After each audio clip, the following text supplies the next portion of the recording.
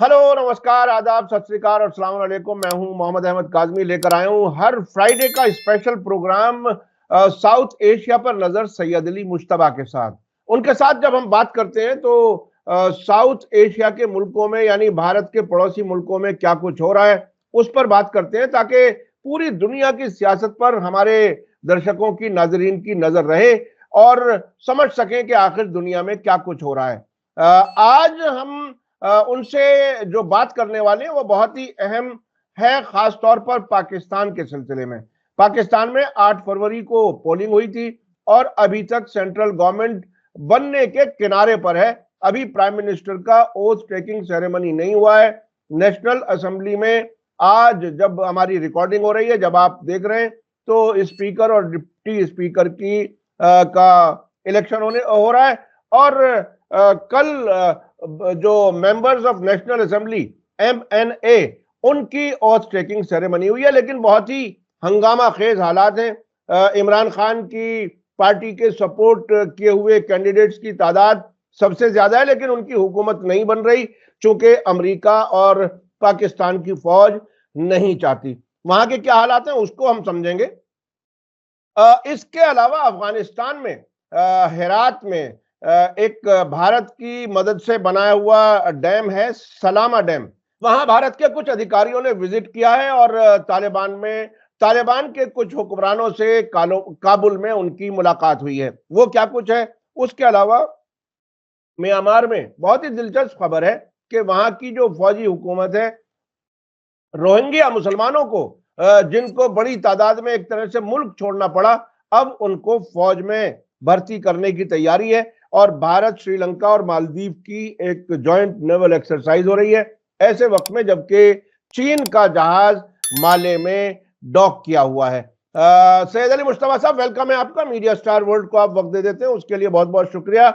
पाकिस्तान के क्या हालात हैं, क्या कुछ होगा, मुल्क का क्या होगा, डेमोक्रेसी किसी हद तक रही नहीं रही, क्या कुछ है हालात पाकिस्तान के सिलसिले में, हमारे नाजरीन समझना चाहते हैं गहराई से कि आखिर वहां के क्या हालात हैं।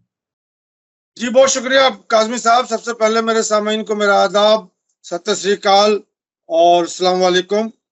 अब आज हम लोग चर्चा का आगाज जो है वो पाकिस्तान से करते हैं, और जो हुकूमत साजी का जो सिलसिला चल रहा है वो एक दो दिन से उसके बारे में तबसरा करते हैं, और दो चार खबरें और उसके ऊपर भी जो है वो हम बातचीत करेंगे। तो अभी जो हालात ये है कि कल यानी कि जुमरात के दिन जो है वो पार्लियामेंट का जो है वो इजलास बहाल हुआ, और जितने पार्लियामेंटेरियन हैं वो जो इलेक्ट हुए हैं वो आ गए पार्लियामेंट में। उसमें जो अपोजिशन के लोग हैं और जो रूलिंग गवर्नमेंट है वो सब आ गए, और आने के बाद जो है वो ओथ टेकिंग सेरेमनी शुरू हो गई। लेकिन अभी जो प्राइम मिनिस्टर जो डिजिग्नेट है वो शहबाज शरीफ, उन्होंने ओथ नहीं लिया है, वो संडे के दिन ही ओथ लेंगे। और भी उनके स्पीकर हैं, डिप्टी स्पीकर हैं, इन सबके वो सेरेमनी जो है वो शायद संडे को हो या फिर आज हो। तो अब वहां पे बहुत ही हंगामी माहौल में, मतलब वो पार्लियामेंट के पार्लियामेंटेरियन जो हैं, जो जीते हुए कैंडिडेट हैं, वो अंदर गए, और जाते के साथ जो है वो हंगामा जो है वो शुरू हो गया। किसी ने किसी को सीट पे नहीं बैठने दिया, जूता चप्पल तो चला नहीं, लेकिन एक दूसरे पर जो है तोहमत और इल्जाम के जो है वो चीजें चल रही थी। बिल्कुल कियोस था पार्लियामेंट के अंदर। लोग जो है पोडियम पे चढ़ गए थे और वो ये कह रहे थे जो अपोजिशन के, हम पार्लियामेंट चलने नहीं देंगे। तो ये तो मुख्तसर सा हाल था पार्लियामेंट के अंदर का। अब इसके आगे बहुत सारी चीजें और हैं जो कि मतलब सामाइन को मालूम होना चाहिए। पहली बात तो यह है कि इमरान खान, उन्होंने एक लेटर लिखा है IMF को, क्योंकि पाकिस्तान जो है वो हमेशा की तरह कर्जे में डूबा हुआ है, और IMF जब तक उनको पैसे नहीं देगा तब तक वो आगे नहीं चलेगा।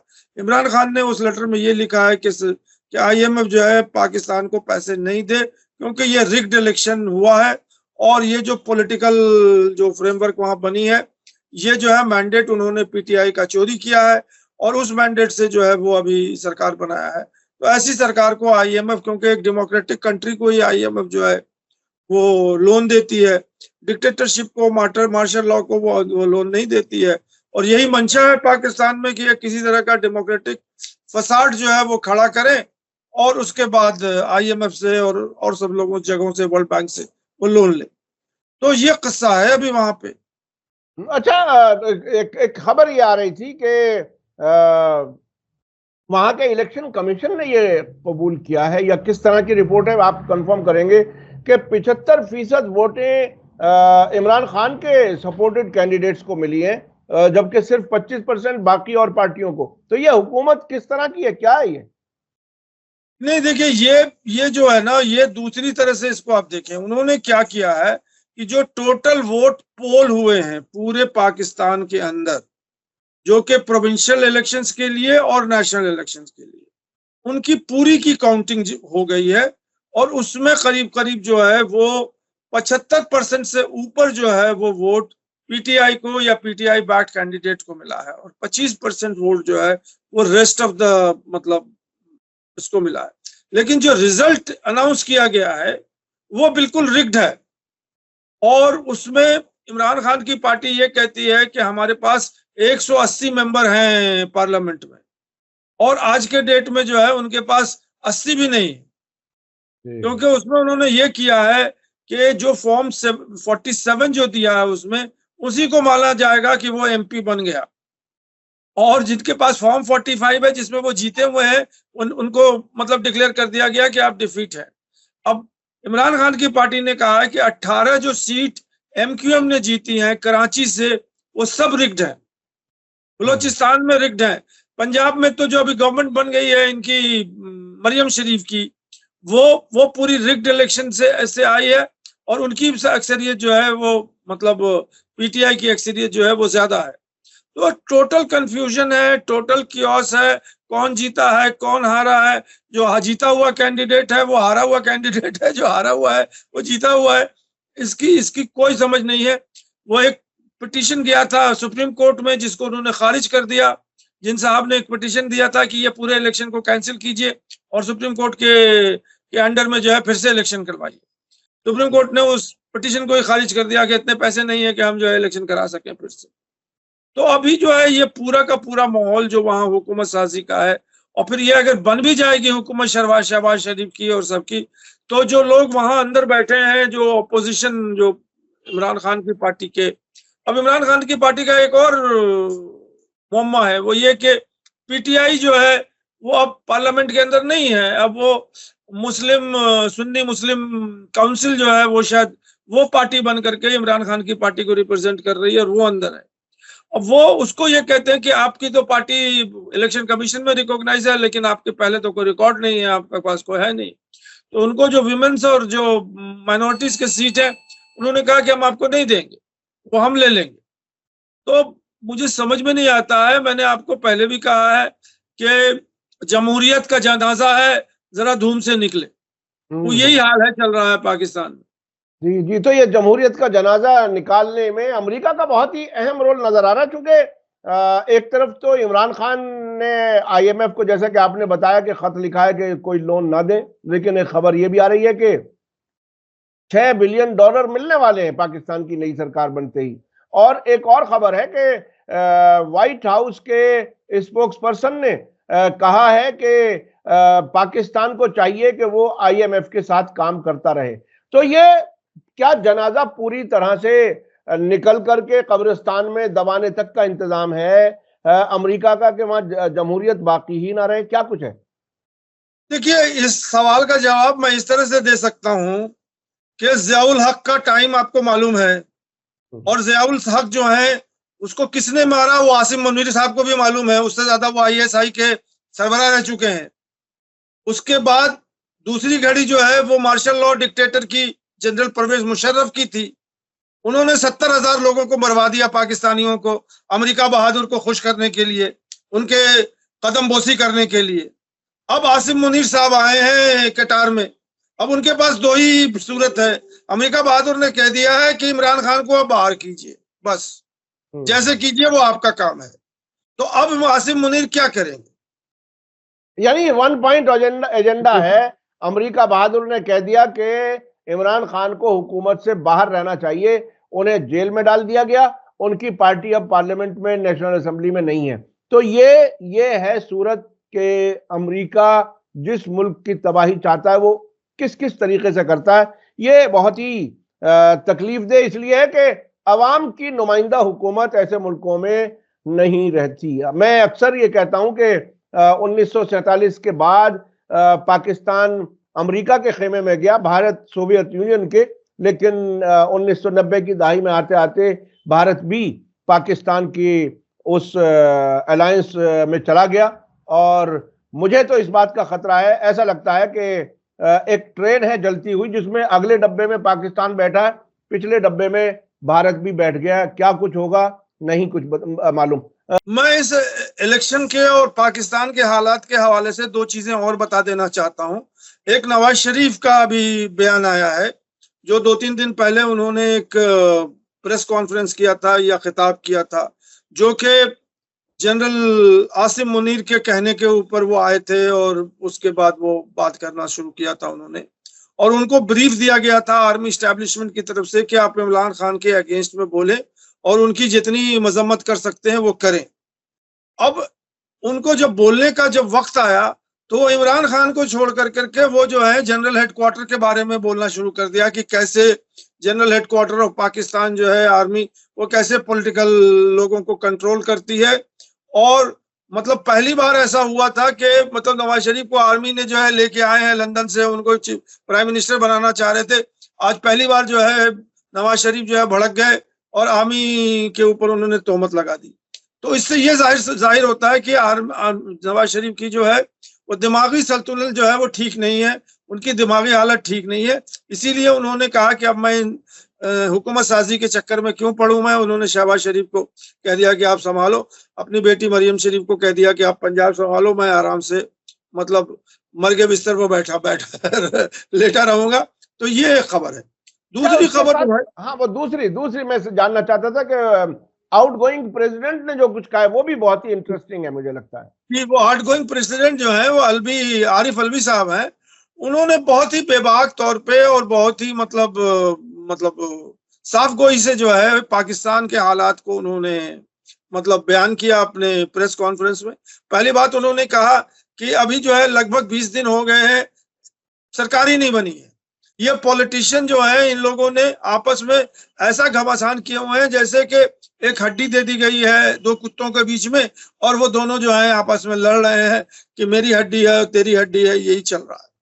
उसके बाद उन्होंने दूसरी बात ये कही थी कि जो पाकिस्तान के मसले हैं, जो मसाइल हैं, वो कैसे अगर कोई भी गवर्नमेंट आ जाएगी कैसे उसको सॉल्व करेगी, इसके ऊपर किसी का कोई मतलब सहमति नहीं है, किसी का राय इख्तियार मतलब वो नहीं है, राय नहीं है, कॉमन मतलब वो नहीं है। और उन्होंने ये भी कहा कि क्या कल अगर मान लीजिए नवाज शरीफ की या शहबाज शरीफ की सरकार बन जाती है तो क्या पाकिस्तान के जमीन के नीचे से तेल का कुआं निकल जाएगा, क्या वो जन्नत बन जाएगा क्या? तो ये सब बातें उन्होंने कही थी। और ये उन्होंने ये भी कहा था कि क्या शहबाज शरीफ को, नवाज शरीफ को, बिलावल भुट्टो को, आसिम मुनीर को मैंडेट का समझ नहीं है क्या कि किसकी मैंडेट है? अगर अवाम रूल कर रही है पाकिस्तान को, अगर सॉवरेंटी जो है अवाम के हाथ में है, तो सीधी सी मैंडेट की बात है। क्या उन्होंने जब इलेक्शन कमीशन ने मान लिया कि इमरान खान की पार्टी को और इमरान खान को सबसे मैक्सिमम मैंडेट है जो कि ऑफिशियल रिकॉग्निशन है, फिर आप उसको डिनाई कर रहे हैं, तो ये कहाँ की जमहूरियत है? तो इस तरह के वो बड़े भड़के और बहुत ही ये कहा, उन्होंने कहा कि पाकिस्तान को अभी एक स्टेबल गवर्नमेंट की जरूरत है और ये जो अभी गवर्नमेंट बनेगी ये तो सबको मालूम है कि कितने दिन तक स्टेबिलिटी इसकी चलेगी। जो मुखालिफ पार्टी है वो चलने देंगे क्या? फिर उनको अब बंद करेंगे जेल में। इन दोनों तकरीरों से जो नतीजा निकल के आया वो ये कि आरिफ अलवी और नवाज शरीफ, चूंकि अब ऐसा लगने लगा है कि हाईएस्ट पोस्ट पर वो रह चुके, इसके बाद उन्हें कुछ नहीं मिलने वाला, तो उन्होंने कुछ सच बोलने की कोशिश की है। नवाज शरीफ ने फौज के रोल के बारे में बताया और सियासी हालात के बारे में आरिफ अलवी ने जो कुछ बताया। मैं आपसे बात करने से पहले पाकिस्तान का खबर देख रहा था कि वो पेट्रोल की कीमत बढ़ गई है और फिर तकरीबन 300 रुपए लीटर। फिर मैंने देखा कि डॉलर के अगेंस्ट कितना पाकिस्तानी रुपया है, तो आज का रेट जो है वो $1 के बराबर 276 पाकिस्तानी रुपए हैं। एक जमाना था जब हिंदुस्तान और पाकिस्तान की करेंसी में 80 और 100 का फर्क होता था, या 100 और 120 का, लेकिन अब तकरीबन 3 गुना, यानी हमारे यहाँ 80 रुपए के आसपास है, 80-82 रुपए, उनके यहाँ डॉलर 276 रुपए का है। तो ये इकोनॉमी का हाल है। अच्छा, अब मैं चलना चाहता हूं अफगानिस्तान की तरफ। अफगानिस्तान और भारत के बीच में क्या कुछ हो रहा है? भारत कहां तक जाएगा? क्या तालिबान की सरकार को तस्लीम करने तक आगे बढ़ेगा? क्या होगा?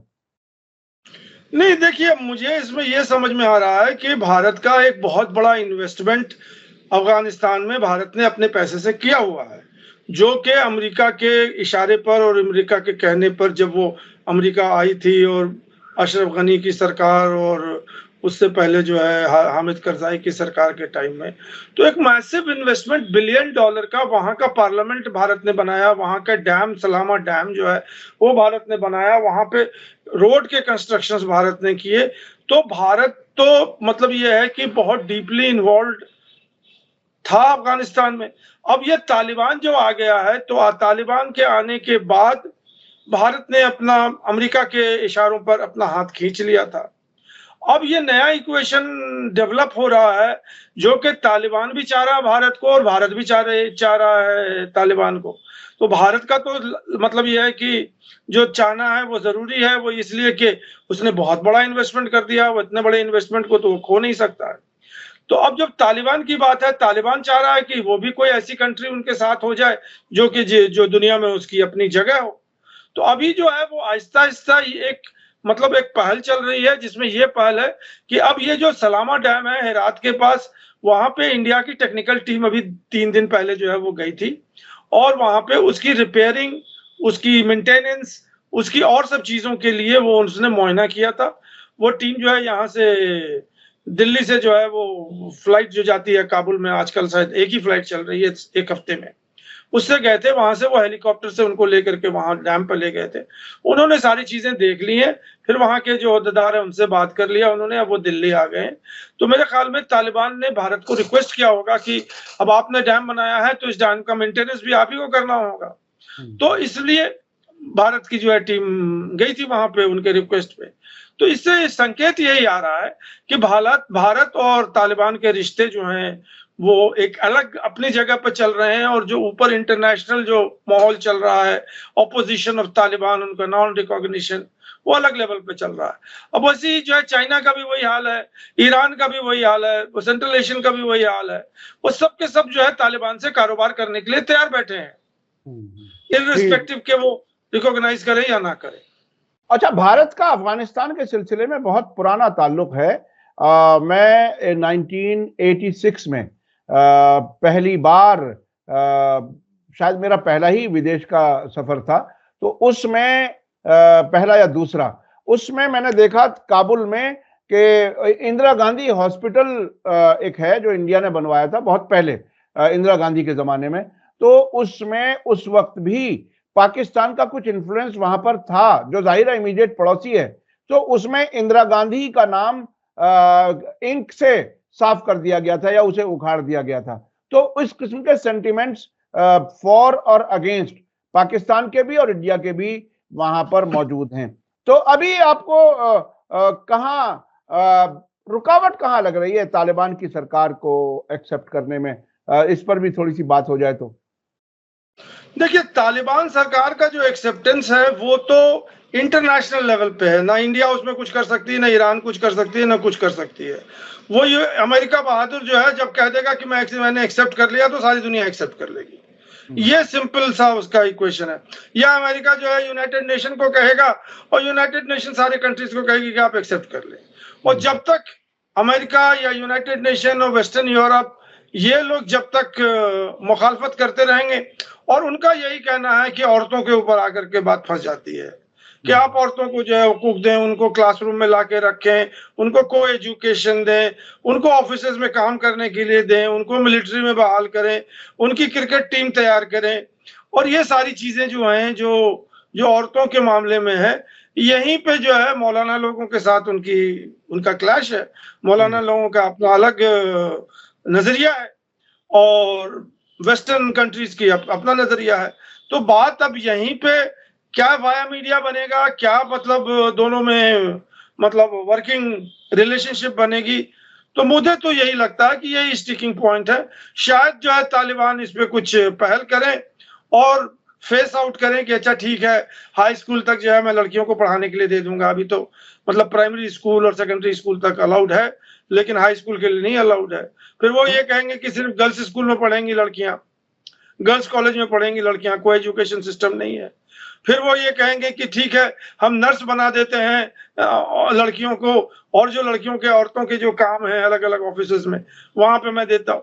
तो ये इसी तरह की कोई चीज बनेगी जिससे वेस्टर्न यूरोप भी खुश हो जाएगा कि हाँ भाई वो कुछ वो पंचतंत्री जो योजना बनता था 5 इयर्स प्लानिंग, तो उसी तरह का 20 इयर्स प्लानिंग करेंगे। तो आपको क्या लगता है, मतलब बड़ी कमाल की बात यह है तालिबान के इस सिलसिले में रुख में इतनी सख्ती है कि कतर जो एक तरह से मीडिएटर के तौर पर काम करता है और उसने वहां पर बाकायदा तालिबान की सरकार का एक ऑफिस भी वहां पर है दोहा में, जो अमेरिका के कहने पर वहां बना था। तो कतर ने भी एक बार कहा था, अरे साहब हमारे यहाँ भी तो लड़कियां पढ़ती हैं, हमारे यहाँ भी कोई प्रॉब्लम नहीं है, आप क्यों नहीं पढ़ने देते। या ईरान का मॉडल है दुनिया के सामने, वहां तो बहुत बड़ी तादाद में लड़कियां पढ़ती हैं और शायद लड़कों से भी ज्यादा पढ़ती हैं यूनिवर्सिटियों में। तो तालिबान बहुत ही एक ट्रेडिशनल किस्म के कंजर्वेटिव तरीके से कुछ चीजों को शायद अब भी देखना चाहते हैं, वो एक बड़ी मुश्किल बनी हुई है। अच्छा, म्यांमार से क्या खबर है? म्यांमार की बहुत ही दिलचस्प खबर है, जो रोहिंग्या को सेना में भर्ती की खबरें आ रही हैं। जी, ये बता रहा है मतलब म्यांमार में कि म्यांमार की जो आर्मी की हुकूमत है 2021 से, उसकी क्या हालत हो गई है आज 2024 में। क्योंकि उस वहां जो है वो बहुत जबरदस्त तरीके से आर्मी का डिसर्शन हो रहा है, लोग आर्मी छोड़ के भाग रहे हैं, और जो अपोजिट जो उनके कैंप है वो स्ट्रॉन्गेस्ट होते जा रहे हैं। वो प्रो डेमोक्रेसी, उन्होंने आर्म्ड रिबेलियन खड़ा किया हुआ है, और बहुत सारे प्रोविंसेस में और बहुत सारी जगहों पे तो वो काबिज भी हो गए हैं, आर्मी को खदेड़ के भगा भी दिया है। और उनमें से एक जगह है वो अरकान है, रेकिन वहां पे जो है वो अरकान आर्मी जो है वो काबिज है उसके ऊपर। और वहां पे ये है कि आर्मी जो है, जो म्यांमार की आर्मी है, जो जिनके हेलोंग जो है, जो वो कमांडर इन चीफ है, वो अब बिल्कुल उनकी जो है हालत बहुत कमजोर हो गई है। तो उन्होंने एक नया पॉलिसी डिसीजन लिया हुआ है कि अब जो रहेंगे रोहिंग्यास म्यांमार में बचे हुए हैं, जो अभी भी मतलब म्यांमार में ही रह रहे हैं, उनको उन्होंने एक ऑर्डर दिया है कि आप सबको जो है हम आर्मी में रिक्रूट कर लेंगे, और आप सबको जो है हम यूनिफॉर्म पहना करके और बंदूक लेकर के आपको हम फ्रंट पे भेज देंगे। और कंसेशन उन्होंने ये भी दिया है कि आप अगर आर्मी का जो है मतलब वो सफर काट लीजिए तो आपको हम बर्मा की जो है नेशनलिटी भी दे देंगे, और आपको जो है इधर उधर घूमने के लिए म्यांमार में भी उनका घूमना जो है वो बंद है। तो ये बताता है, और उनको ये भी कहा गया कि आपको हम ह्यूमन शील्ड बना करके जो है वो ऑपोजिट के सामने रखेंगे, मर गए तो मर गए, तो जो आपको जो मिलना तो क्या ये बात ऐलान करके उसने सरकार ने ऐसा कहा ह्यूमन शील्ड बनाएंगे? नहीं, हाँ। ये नहीं कहा। हाँ। उन्होंने कहा कि आपको हम आर्मी में मतलब आपको हम ले रहे हैं, और आप इनकार नहीं कर सकते। हाँ, इनकार नहीं कर सकते। ये बहुत ही अहम है। मुझे वाकया याद आ रहा है 1980 से 1988 के बीच में, जब ईरान इराक जंग हो रही थी, और मैं इत्तेफाक से उस वक्त ईरान की न्यूज एजेंसी में दिल्ली ऑफिस में था, तो बहुत सी खबरें वहां की मैं फॉलो करता था। तो इराक से इस किस्म की खबरें आ रही थी कि वहां चूंकि अब जाहिर हुआ ना, उस वक्त तो सद्दाम हुसैन के जमाने में कहा जाता था कि 49% शिया 51% सुन्नी, लेकिन बाद में 2003 जंग के बाद अंदाज हुआ कि तकरीबन 70% वहां पर शिया हैं। तो खबर जो खास बात है जो मैं बताना चाहता था कि उस जमाने में ये बात कही जाती थी कि सद्दाम हुसैन शियों को फौज में भर्ती करता है और ईरान के खिलाफ जंग लड़वाने के लिए भेजता है, और आइडिया यह है कि उधर से भी शिया मरेंगे, इधर से भी शिया मरेंगे। तो तकरीबन ऐसा ही कुछ ये रोहिंग्या जो हैं वो अपने एक दुश्मन को दूसरे दुश्मन के जरिए खत्म कराने की तैयारी कर रहे हैं। क्या मैं सही समझाऊं?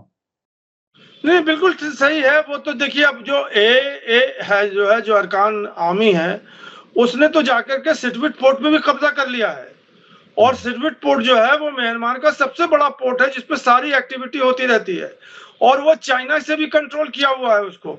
सिरविट पोर्ट से जो है एक पाइपलाइन बिछाया है, गैस पाइपलाइन, जो कि चाइना के अंदर जाके खत्म होता है, और वो जो उनके पेट्रोल है वो जो चाइना के हैं वो सिरविट पोर्ट पे आके रुकते हैं, और वहां से वो पाइप के जरिया जो है वो लेके जाते हैं उसको चाइना।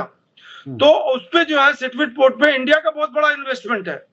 उन्होंने पूरा जो है सिरविट पोर्ट को इंडिया ने अपने पैसे से, उनका जो कांडलन प्रोजेक्ट था जिसको अरकान आर्मी ने, हमने पिछली बार डिस्कस किया था, जिसको उन्होंने कब्जा कर लिया और रोक लिया है, तो वो पूरा सिरविट पोर्ट जो है वो चाइना ने नहीं बनाया है, रिनोवेट नहीं किया है। एक चीज और ये बता दूं कि सिरविट पोर्ट जो है वो दुनिया का सबसे एंशिएंट पोर्ट है, one of the ancient ports.